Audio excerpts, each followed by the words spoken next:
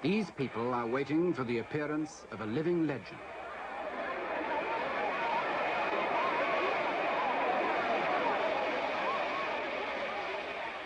Ministers of government, ambassadors and their wives, princes of the church. By now they've probably lost count of the number of times they've waited here at Addis Ababa airport for the same extraordinary man. In a moment, he'll step from the door of this aircraft to a scene that's even more familiar to him.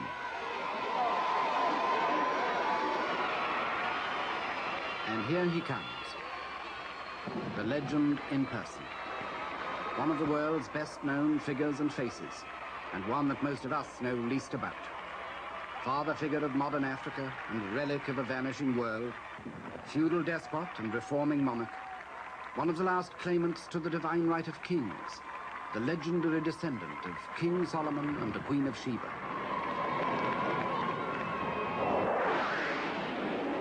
His Imperial Majesty, Haile Selassie I, conquering lion of the tribe of Judah, elect of God, King of Kings, Emperor of Ethiopia.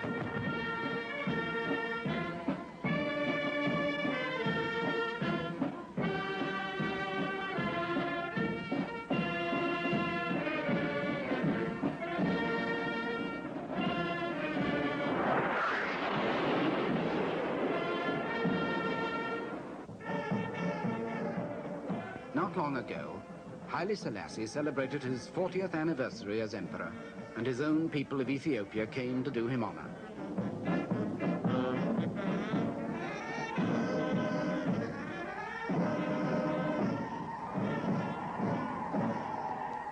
But Haile Selassie in his time has been far more than just the ruler of a small African state. He's become one of the great survivors of our day and of yesterday, riding out in shrewd triumph all that the 20th century could throw at him.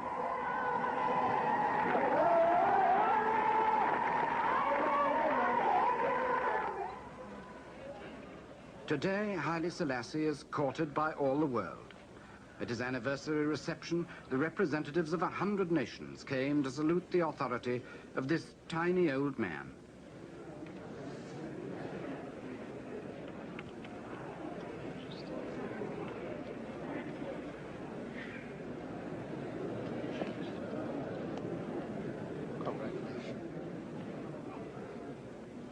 He was probably the first African leader to be treated by white men as an equal, and the first to be sacrificed by them in the name of appeasement. He's learned to trust nobody, except perhaps his dog, and yet he's won the respect of the world, for there's no man alive today whose life has spanned so much. Now, in his old age, he's practically the incarnation of the history of our time.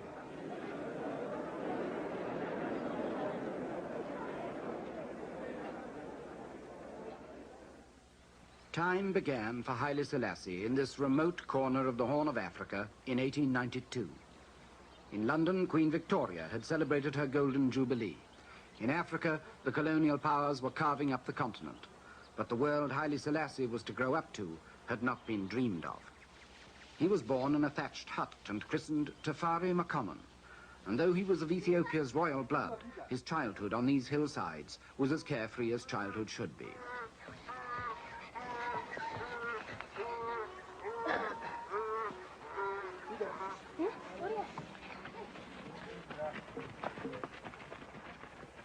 Ethiopia to the world then was not much more than an African fairy tale.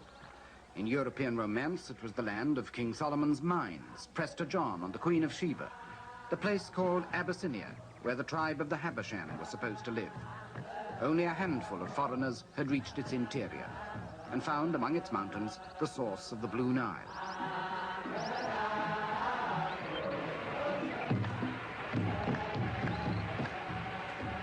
The rest was as dark as anything in darkest Africa, hidden by giant mountains from the deadly curiosity of the world. But Europe's romance was Ethiopia's living history. There was a rich empire here when most of Europe was in darkness 2,000 years ago. Its ruins still stand at Aksum, its first capital. And the title of its first rulers, King of Kings, is that of Haile Selassie today.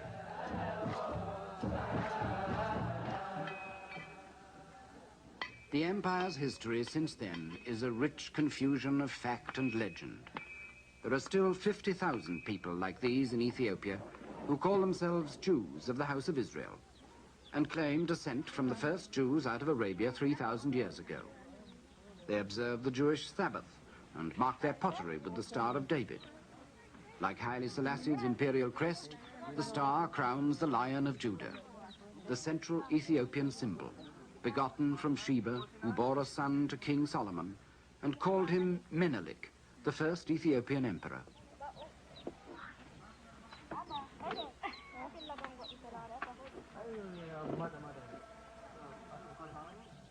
But the central tradition of Ethiopia is Christianity. Long before most of Europe was converted, the empire was a pillar of Christendom, whose emperor earned another title that Haile Selassie carries today, the elect of God. The echoes of 16 centuries of Christianity sound with undiminished faith through Ethiopia's churches now.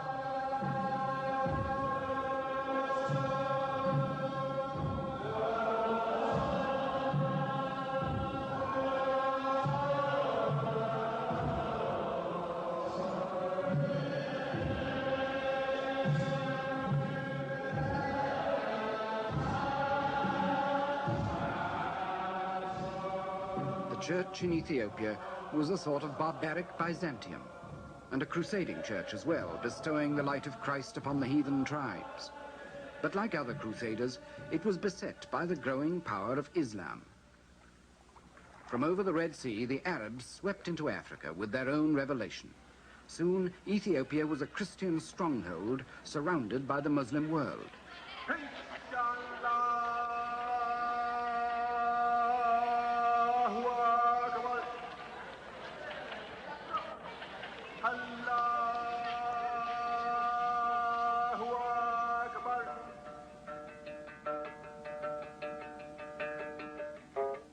Hidden in the mountains from the Muslim invasion, the emperors and priests of Ethiopia kept the Christian faith alive.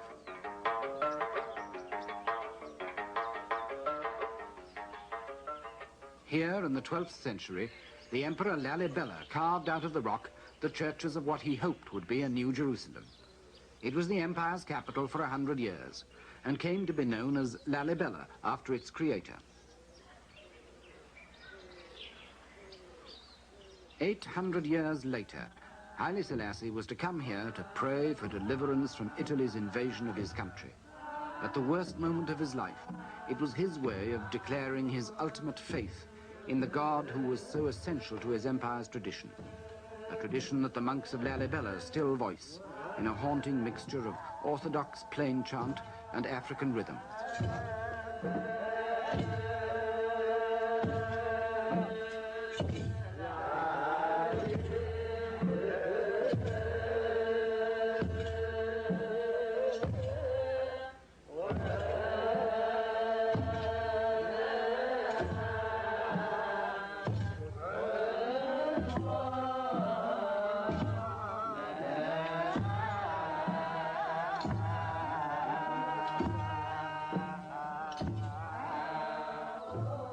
In the long struggle with Islam, church and state became inseparable, and the Christian powers of Europe sent emissaries to the emperors to help them against the Muslims. One of them may have been Prester John, some Western Father Jean, perhaps, exiled and forgotten here for a lifetime. But in spite of Western help, many of the empire's provinces were overrun. The emperors themselves became nomads, wandering the highlands from camp to camp, until here at Gondar in the 17th century, they came to rest again in renewed splendor.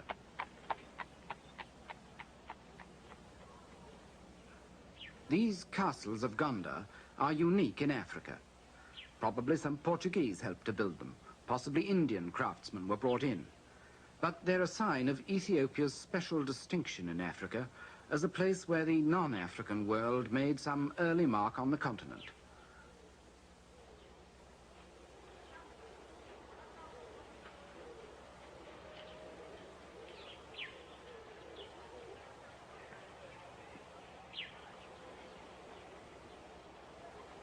Gondar was only a brief revival of a declining empire. In another 100 years, the court was on the march again, still carrying the Christian banner, but challenged at every step by powerful feudal barons, as the kings of medieval England used to be. Only the church held Ethiopia together, and gradually authorities shifted again towards the church strongholds in the central mountains. Here, the empire that Haile Selassie would inherit began to take shape, under King Haile Selassie, his great-grandfather. King Haile was one of the most powerful barons, and it was to him that the new commercial empires of 19th century Europe came with their gifts and guns. And his kingdom was the foundation on which the Ethiopian empire was rebuilt.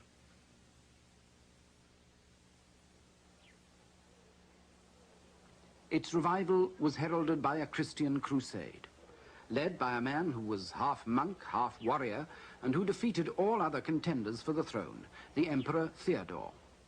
But in 1862, Theodore fell foul of Queen Victoria. By a misunderstanding, she failed to answer one of his letters, and in a huff, Theodore imprisoned a British consul and some European missionaries in his mountain fortress at Magdala. When 5 years of diplomacy failed to secure their release, the British at last sent a military expedition to recover them.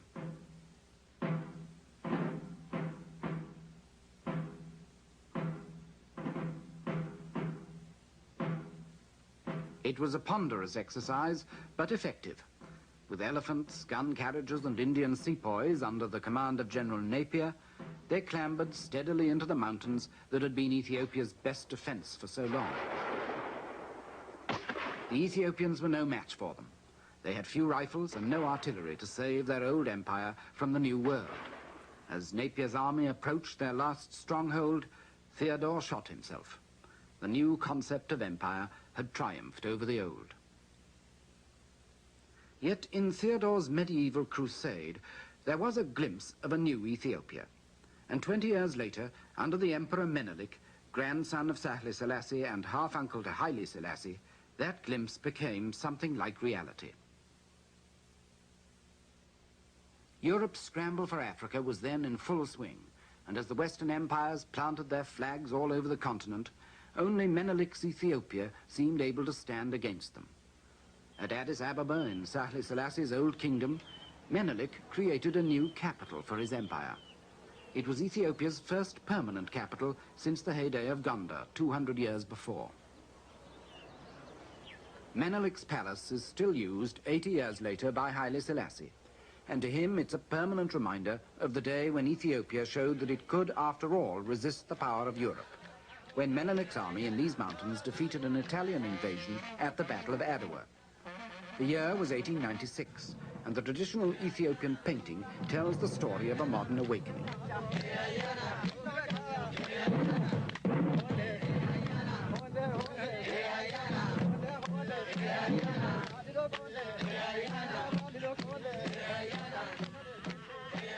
It was the first time a European army had been defeated by Africans since Hannibal beat the Romans 2,000 years ago.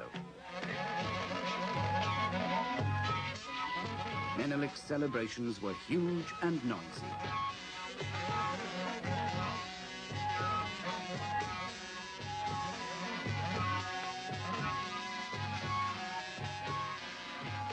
For days on end, the drink ran like water, and the tables were red with the blood of raw meat. In the rejoicing, the Ethiopians hardly noticed that they had still to pay a price for their independence. From now on, they would be enmeshed in the quarrels of the European powers. While the new ambassadors and their lady wives looked with astonishment at Menelik's medieval feasts, they were secretly seeking for allies here in the power struggle that was raging in Europe. Into this strange twilight world between yesterday and today, Haile Selassie was born. Now, after 80 years, he looks back on a lifetime that has spanned the gap between the 2,000 years of African tradition he inherited and our own jet-propelled international revolution that threatens to overwhelm him. One of his earliest memories is of the way our world first encroached on his, with the arrival in Ethiopia of the first British diplomatic mission to the court of his half-uncle Menelik. He was 5 years old. The year was 1897, just a year after the great victory of Adwa, and the British mission on its way to Addis Ababa stayed with the young Haile Selassie's father in the town of Harar. Harar then was a newly conquered province of Menelik's empire, taken from Muslim hands. Haile Selassie's father, Ras McConnell, was Menelik's governor for Harar and a favorite to succeed to the throne. In Muslim hands, Harar had been a secret city, closed to non-Muslims for centuries. 40 years earlier, the British explorer Richard Burton had only been able to get here disguised as an Arab. He didn't think much of what he saw. The streets were stony and narrow, the faces were stern and secretive. He thought they justified the local proverb, hard as the heart of Harar.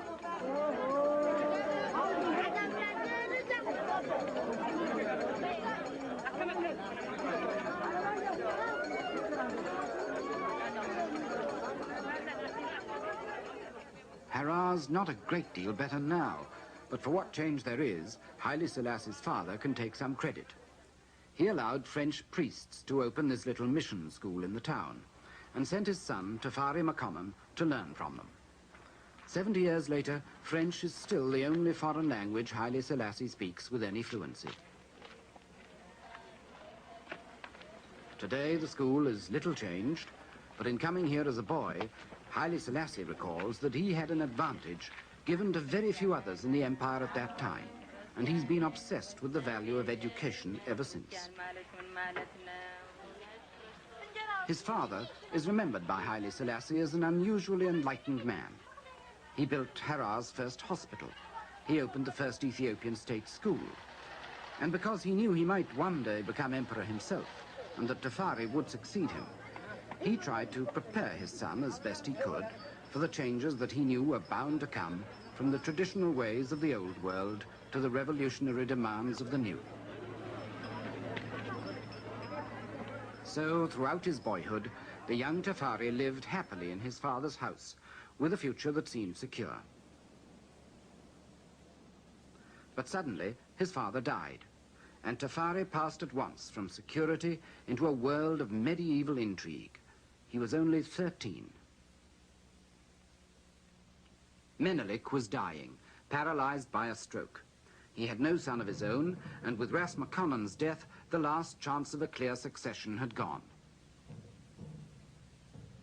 His court was racked with the jealous plots of rivals for his throne. There was Taitu, his aging queen. Zauditu, his daughter, equally determined to get the throne herself. Ras Michael, a powerful provincial warlord, scheming to put his dissolute son and Menelik's nephew, Liege Yasu, on the throne. Against such plotters, the young Tafari had no chance. He was exiled as governor of another conquered province. Meanwhile, Menelik's palace seethed with treachery and murder like the household of some African King Lear. For 5 years, the conspiracies tore the court apart, until in 1911, the doddering Menelik at last revealed his choice. Ras Michael's son, Liege Yasu, was the heir to his throne. The queen and his daughter were thrust aside, and Tafari McConnell joined Ethiopia's other barons in swearing an oath of loyalty to his rival. As a reward, he was sent to his father's old job as governor of Harar. In Harar, Tafari was safely out of the way, a week's journey from the capital. He was just 19, but he was experienced far beyond his years. Already he knew not only how to run a province, but how to play a waiting game, and he knew there was still a crown to play for. He needed all his caution, because when Menelik died at last and Liege Yasu was crowned, the new emperor was already half mad with syphilis, turning from youthful dissipation to exotic vice and murder. He tried to murder Tafari on this lake near Harar, where Tafari often went boating with friends. This time, Liege Yasu bribed a servant to hole the boat so that it sank in the middle of the lake. A friend was drowned. Tafari survived by swimming ashore. The foreign embassies dabbled in these plots as well. The new diplomats who'd surrounded Menelik now imposed on these medieval intrigues the shape of approaching war in Europe. Germany and Turkey stood with Liege Yasu. Britain, France, and Italy swung to Tafari's side. It was 1914, and as the guns opened up on Europe's western front, 4,000 miles away, the contest in Ethiopia took an older shape. Christianity once again prepared for a clash with Islam. A Muslim empire in Africa was the bait dangled before Lijyasu by Germany and Turkey, and in his craze for power, the new ruler of a Christian empire became a Muslim in all but name. For the Christians, it was the last straw. Vice, murder, and rape they were accustomed to, but apostasy struck at the heart of their tradition. Lijyasu was formally excommunicated from the Ethiopian church, and with British encouragement, Tafari was proclaimed regent with the title of Ras, or prince. He was 24 years old. Zauditu, Menelik's daughter, was crowned empress at the same time. But the struggle was unfinished. Lijyasu was still free, and on this great plain north of Addis Ababa, his father, Ras Michael, gathered an army to restore him to the throne. It was another medieval scene. The horsemen were dressed in the monkey skins of war, with Ras Michael at their head. On the other side, Ras Tafari's men gathered for battle in the same way. In Europe, the bloodiest of modern wars was being fought with tanks, machine guns, and poison gas. But here, the centuries rolled back as if to King Henry at Agincourt, or Richard losing his crown at Bosworth Field.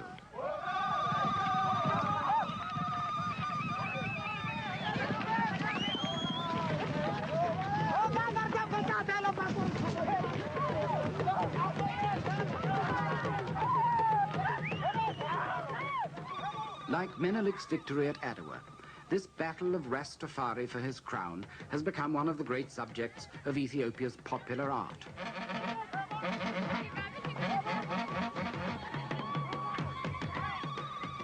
The battle lasted a full day, surging one way and then another. But in the end, the man who rode back to Addis Ababa in triumph was Ras Tafari. It was a victory that he still recalls as the turning point of his life. But almost immediately, he was embroiled in the outcome of the other war in Europe. At the Versailles Peace Conference, in their victory, the Allies again redrew the map of Africa.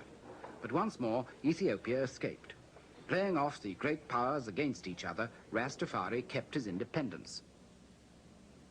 Joining the new League of Nations, he put his faith in the latest post-war watchword, collective security. In such great company, one little country would surely be safe, for none would let another gobble it up.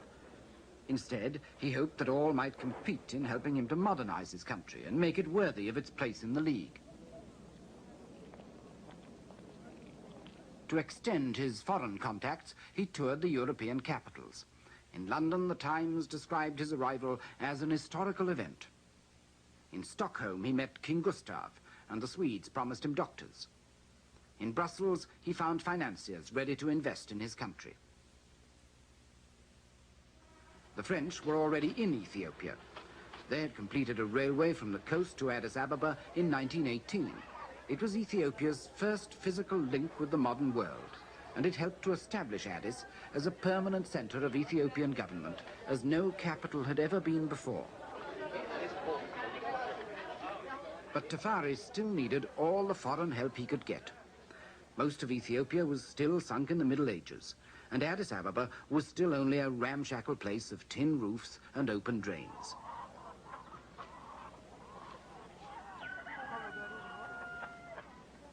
He had to fight poverty and tradition, but he was still only regent, and his hands were still tied by his old enemies at court, who were once more plotting against him. It wasn't until 1930 that Ras Tafari won supreme power at last, and ascended the throne when the Empress Zauditu died. Crowned emperor at last at the age of 38, Tafari took the royal name of Haile Selassie, meaning the Mighty Trinity.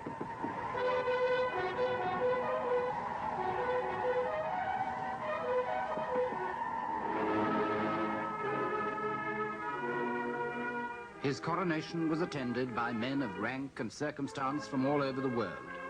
The Duke of Gloucester went from Britain. France sent a field marshal. Italy, the heir to the throne.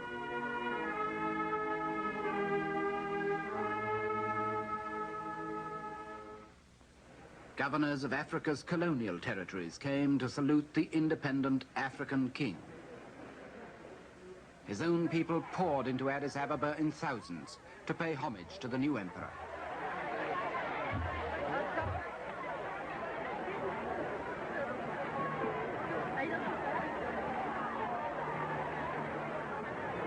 At this moment, Ethiopia seemed about to be the first country in black Africa to step hopefully into the modern world. Instead, the modern world marched almost at once into Ethiopia, far more brutally than before. Benito Mussolini, the Italian dictator, proclaimed he would create a new Roman Empire, and he aimed at the one place left for imperial conquest in Africa, Haile Selassie's Ethiopia.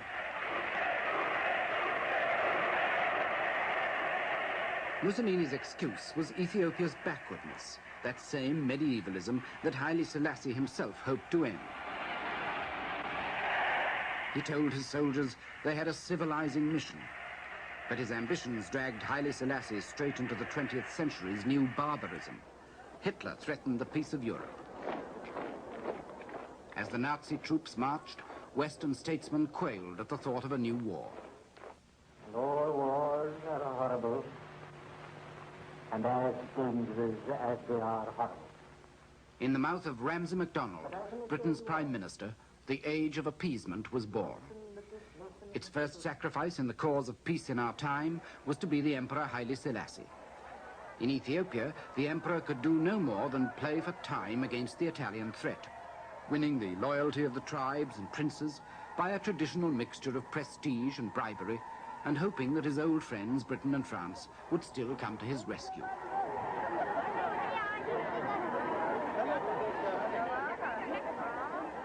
But Haile Selassie and his men were whistling in the dark.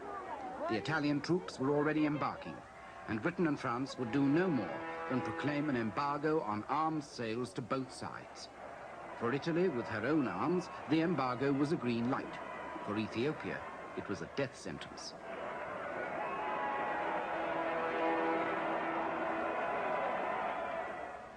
But for Haile Selassie, the final betrayal came at the League of Nations. Pierre Laval, the French foreign minister, and Sir Samuel Hoare for Britain, proposed to hand part of Ethiopia to Mussolini. Appeasement had triumphed. Collective security was a myth. In the war that followed, Haile Selassie had no chance.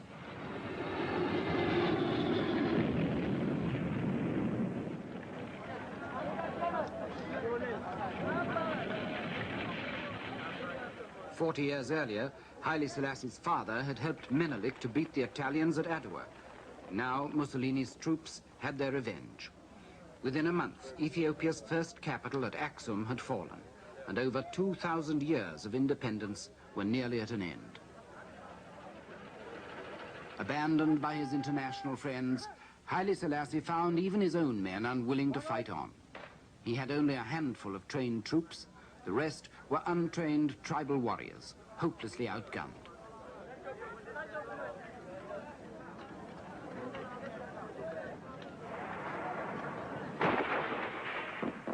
Before the Italian assault, the emperor's army disintegrated, and at Easter 1936, Haile Selassie left his men to make a pilgrimage to the rock churches of Lalibela and to pray for his country. His prayers were unanswered. A month later, it was all over. In 8 months of steady advance, the Italians had lost only a few hundred men. Haile Selassie had lost an empire. On the 2nd of May, his family took the train from Addis Ababa to Djibouti.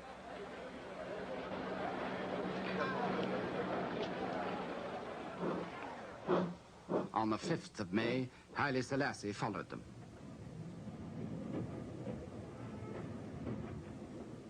He left behind the agony of defeat to confront his betrayers at the League of Nations. Ladies and gentlemen, the second speaker on the list is His Majesty Negus Haile Selassie. He did so with a dignity that has become a legend. Monsieur le Président, Monsieur le...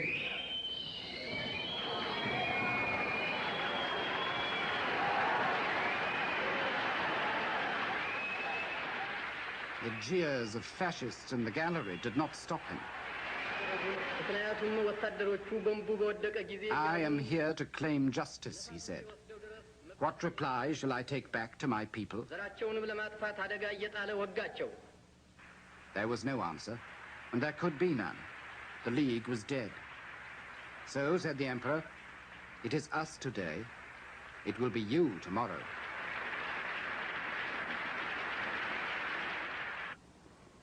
Haile Selassie went into exile in Britain. He was 44, and it seemed then as if his life's work had ended before it had begun. He vanished in the gathering storm of war that his downfall had started. Hitler had already re-entered the Rhineland. Austria was soon occupied. Munich was to follow, then Czechoslovakia, and finally the German army marched into Poland, and at last the world woke up. Britain and France declared war on Hitler's Germany. The age of appeasement was over. But as Europe went to war, appeasement's first victim seemed more than ever forgotten. Only when the war widened still further was Haile Selassie remembered again. When Mussolini joined Hitler in 1940, the emperor automatically became Britain's ally, and his futile exile came to an end. Within weeks, Haile Selassie was back in Africa, waiting for the British to mount an invasion of his own country. The campaign was one of the swiftest and most successful of the war. In less than a year, the Italians were defeated, and Haile Selassie was on his way back home. He flew into Ethiopia from the Sudan, and while other troops fought their way to Addis Ababa from the coast, he returned by road through the mountains. Just above Addis Ababa, he stopped for a first look at his capital, 5 years to the day since he had left it. What one imperial power had put asunder, another had restored. The legend of Solomon and Sheba was rekindled. The Lion of Judah had returned. Ethiopia rejoiced, and so did Haile Selassie. For him, it was one of the greatest moments of his life, a chance to start again.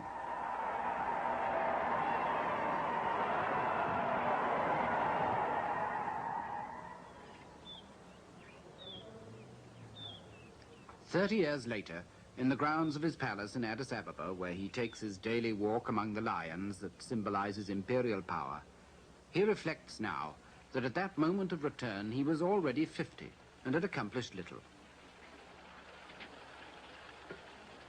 The Italians had left very few colonial improvements for him to build on.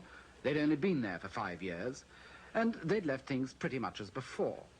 There was no central administration. There certainly weren't any bright young graduates. There were no army officers, and there wasn't even a common language. Fundamentally, Haile Selassie was back with the same ramshackle empire he had won before, and whose primitive traditions he hadn't had a chance to scratch.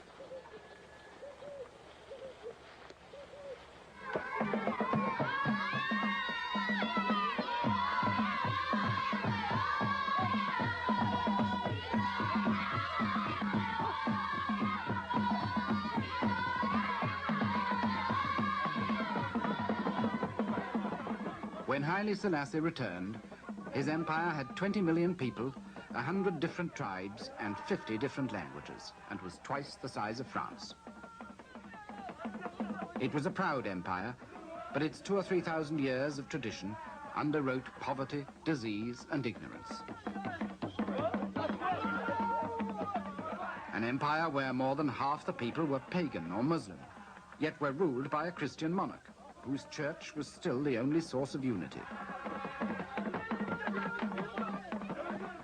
A secluded empire, where life had remained unchanged for centuries. An empire, in fact, as backward and conservative as anywhere in the world.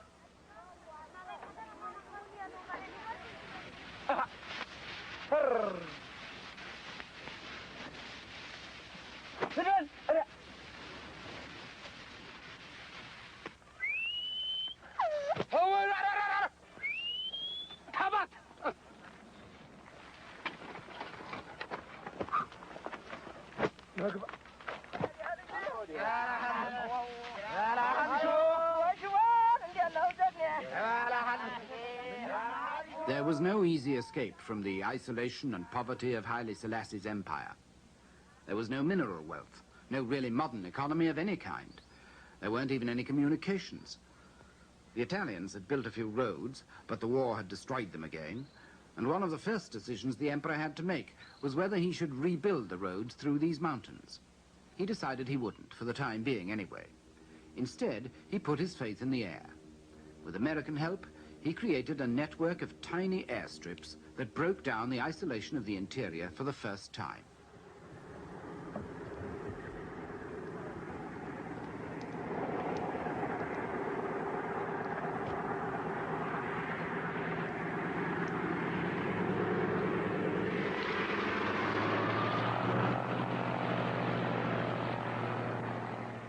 When the 1950s opened, Ethiopian Airlines were in business. It was Haile Selassie's first major accomplishment in modernizing his country. There was everything else still to be achieved. Yet at this moment, by a stroke of luck, Ethiopia's past for the first time came to the aid of the present and made Haile Selassie and his capital the focus of Africa's new hopes.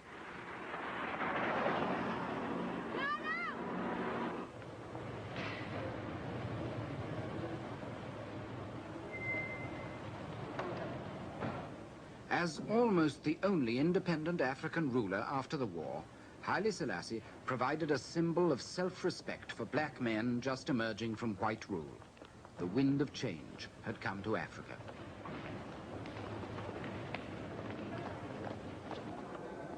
Recognizing the emperor's unique position, the United Nations chose Addis Ababa as its African headquarters, and he embarked on a new political career.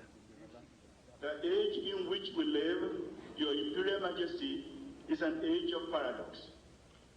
In his brand new Africa Hall, Haile Selassie presided at innumerable meetings of his new revolutionary colleagues. He became the great African father figure, the great African peacemaker, in the Congo, in Biafra, in Morocco and Algeria. It was a strange apotheosis for the King of Kings. He didn't always succeed, but his voice commanded respect, because he alone in Africa had been both victim and victor in the struggle against colonial rule. He alone had been the first martyr of the old Leagued Nations and was now a founder and guide of the new United Nations. Seeing his influence in the new Africa, the world beat a path to his door. The Organization of African Unity followed the United Nations and set up shop in Addis Ababa. Diplomats and businessmen flocked in. Within a decade, the face of Addis Ababa was transformed. The signs of international affluence towered over the old open drains.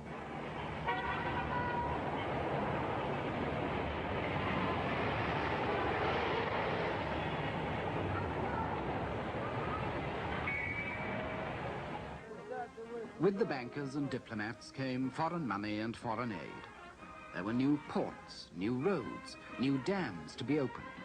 America trained the emperor's army. Russia built his schools. Israel provided technicians. India supplied teachers. Britain brought doctors. France offered culture. Germany sent trade missions. Haile Selassie's old empire had become the new African showcase, and everyone wanted an exhibit there.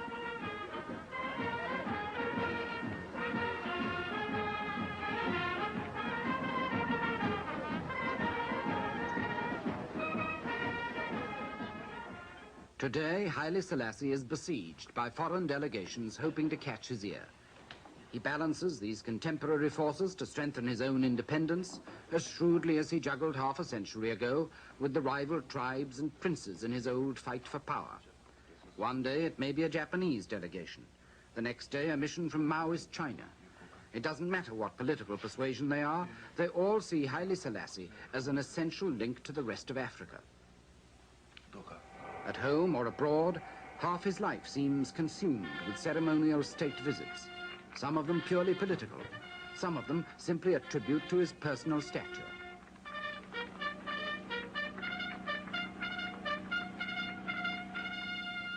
Even with Italy, he's made friends again. On a state visit to Rome, 30 years after Mussolini's troops had been driven from his country.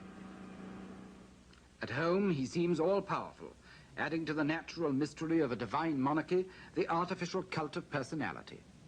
His name is everywhere. His presence seems all-pervading. His word seems law. His ministers are overshadowed by him, and his government is run by him. His palace is surrounded by all the machinery of a modern administration, but even his prime minister brings the important decisions back to him. In his old age, it looks as if Haile Selassie has routed all his enemies at last, to emerge supreme, as if the all-wise and benevolent Lion of Judah has prevailed.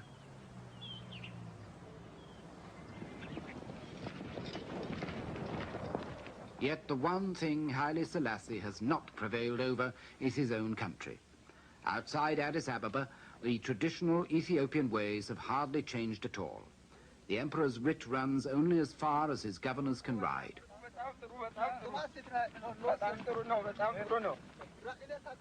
Sometimes that may not be far enough. Less than a third of Haile Selassie's people live within a day's ride of any sort of road. It's over 60 years since Haile Selassie in his youth started his career as governor for the Emperor Menelik in this very province. And the system's no different for the man who represents him now. Every time the governor rides out into the farther reaches of his province, he gets a royal welcome.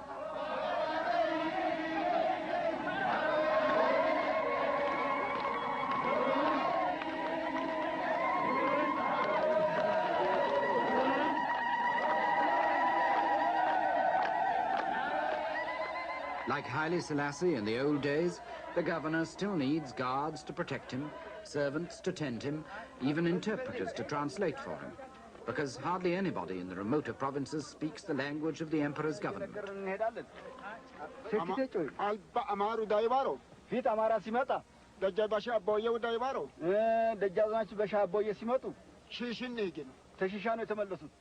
It's government in the medieval style, and modern Addis Ababa seems very far away.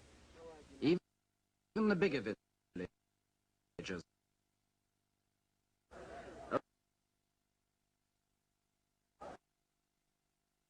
eye for an eye, island village.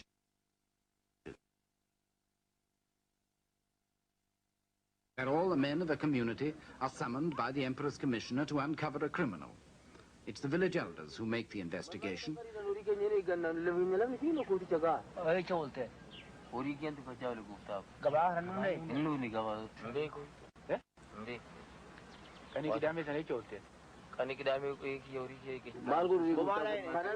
If they can't agree on a culprit, every man present will suffer his share of a collective punishment.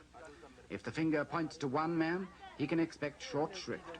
In every village marketplace, the public gallows still waits for the murderer or the rebel.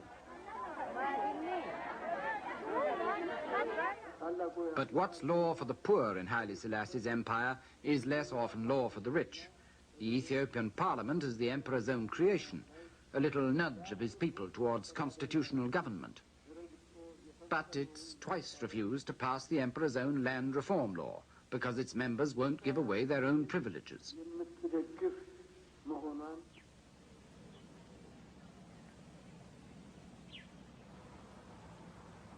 As the years go by, the emperor's step gets slower.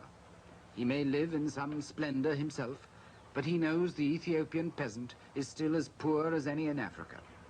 Yet he's paralyzed by the traditions he's inherited from 2,000 years ago. Landlords and princes dominate his parliament and hold the countryside in fee.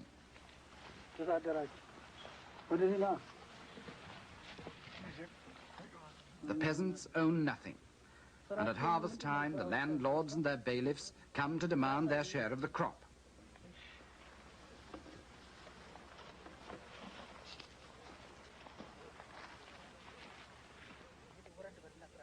The landlords may not be as powerful as they used to be, but like the barons of feudal England, they're still strong enough sometimes to hold even the monarch at bay, still strong enough to hold the people in complete subservience.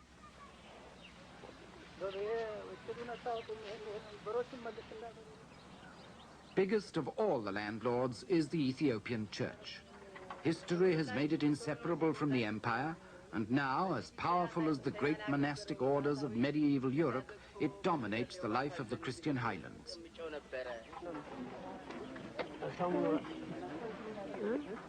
The church is the cross that is also the nation's salvation, both a reactionary burden and a civilizing influence. Its priests may be ignorant, but they're usually the only people for miles around who can read or write. Its schools are pathetic, but until Haile Selassie's reign, few other schools existed. 90% of his people remained totally illiterate.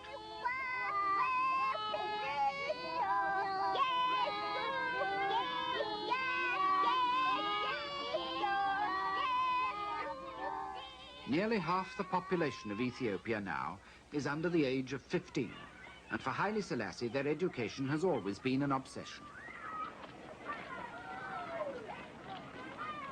He's taken personal charge of the Ministry of Education, sought teachers and money for more schools from half the countries in the world, and turned one of his palaces into a university.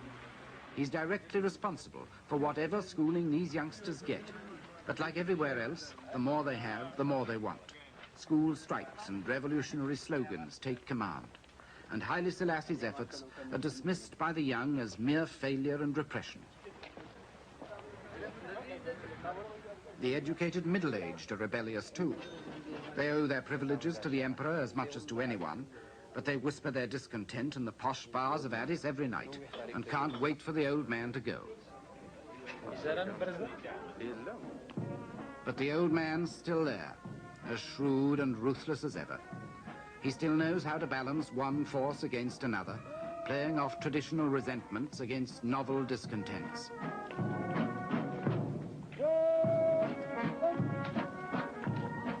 Some of the latest challenges to Haile Selassie's rule combine the old and the new Ethiopian divisions and discontents.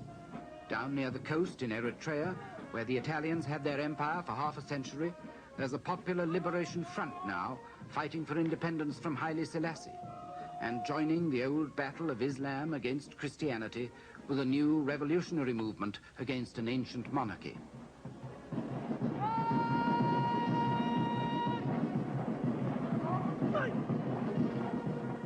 The emperor can send his army to deal with that. But it hasn't always been easy for him to deal with his army. His soldiers now are a far cry from the barefoot rabble that Mussolini's men destroyed nearly 40 years ago, and farther still from the medieval cavalry that won him his crown 20 years before that. But only 10 years ago, some of his soldiers tried to throw him out, and very nearly succeeded. It could happen again. The classic 20th century military coup d'etat against an aging ruler.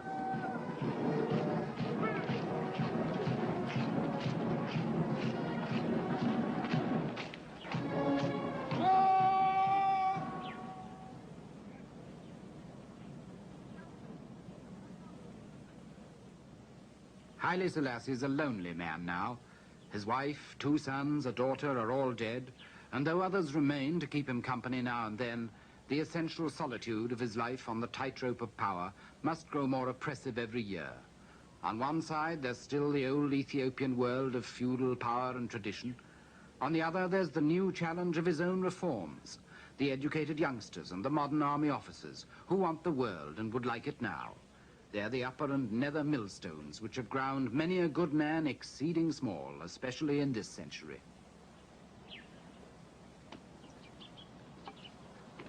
To have survived them for the better part of 55 years in power is something unequaled by any ruler in the world today. No wonder the Lion of Judah has become one of the living legends of our time.